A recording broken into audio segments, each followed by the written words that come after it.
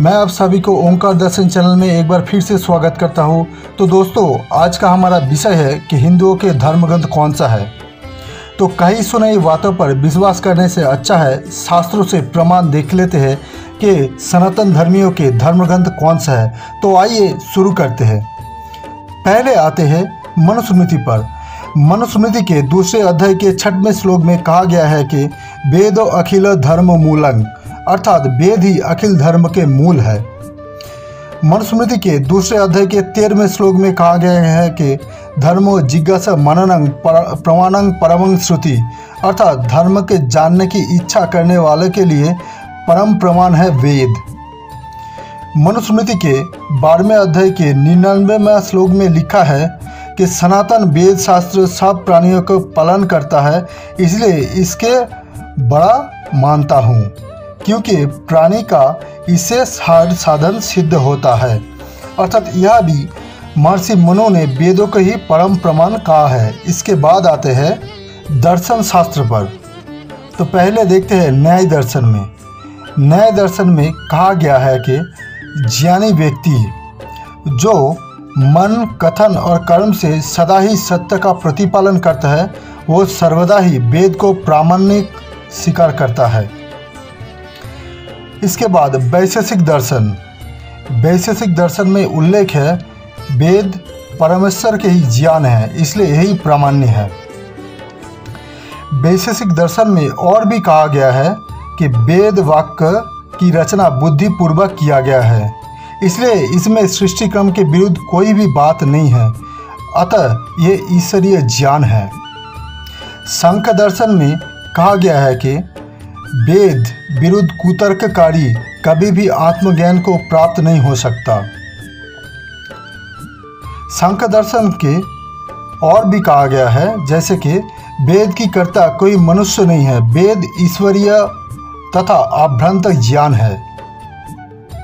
पतंजल योग दर्शन में कहा गया है कि परमात्मा सृष्टि के आदि में समस्त ज्ञान वेदों के माध्यम से ही दान किया है, इसलिए वो सभी ऋषियों का गुरु है। वेदांत दर्शन में कहा गया है कि यदि कहो वैदिक शब्द में विरोध आता है तो ऐसा कहना ठीक नहीं है, क्योंकि इस वेदोक्त शब्द से ही देवता आदि जगत की उत्पत्ति होती है।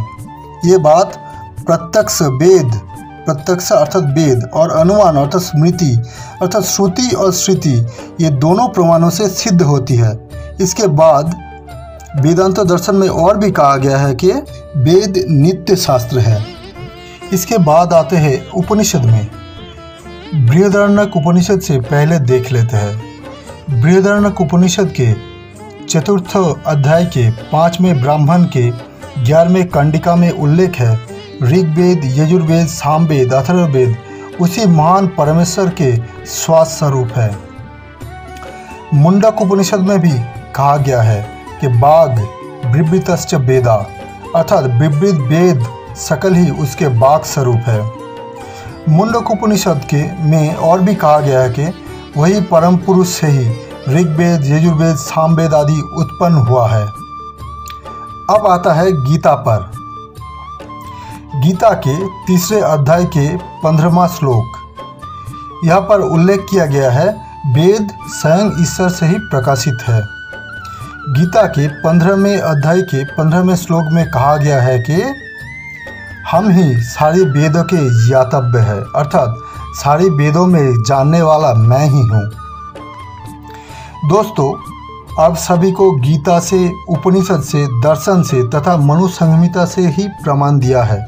इसके अतिरिक्त भी महाभारत में बहुत सारे प्रमाण हैं और भी प्रमाण पुराण आदि शास्त्रों में भी है कि वेद ही हमारा मूल धर्म ग्रंथ है, मूल और अद्वितीय धर्म ग्रंथ है।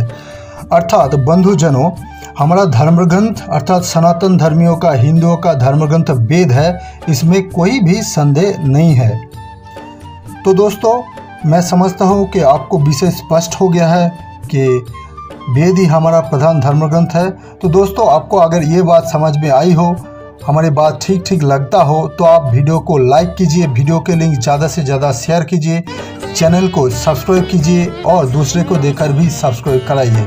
और भी वैदिक तथ्य पाने के लिए आप हमारे चैनल को सब्सक्राइब कीजिए और पास में रहा बेल आइकन के अवश्य दबाइए हमारे वीडियो सबसे पहले पाने के लिए। आज के लिए इतना ही।